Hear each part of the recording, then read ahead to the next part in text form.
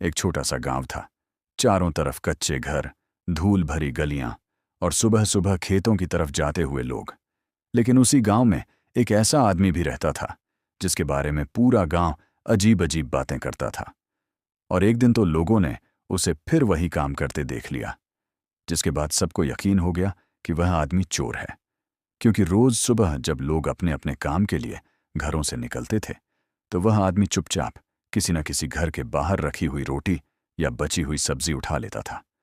गांव के लोग उसे देखते और आपस में बातें करने लगते। कोई कहता, यह आदमी चोर है। एक दिन गांव के एक नौजवान ने सोचा, आज मैं इस आदमी का पीछा करके देखूंगा, आखिर यह रोटी लेकर जाता कहाँ है। वह चुपके चुपके उस आदमी के पीछे चल पड़ा।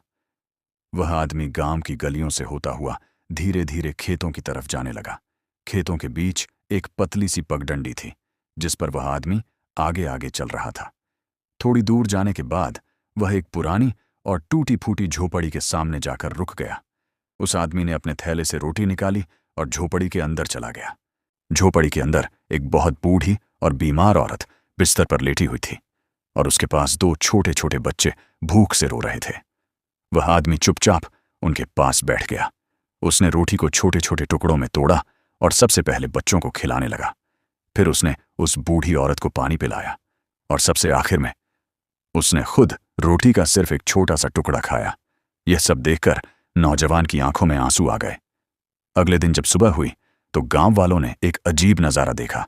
उस आदमी के घर के बाहर रोटियों और खाने के बर्तनों का ढेर लगा हुआ था और उनके बीच में एक छोटा सा कागज रखा था, जिस पर लिखा था, कभी कभी जिस इंसान को हम चोर समझते हैं, असल में वही किसी और की भूख मिटा रहा होता है। उस दिन के बाद गांव में किसी ने भी उस आदमी को कभी चोर नहीं कहा।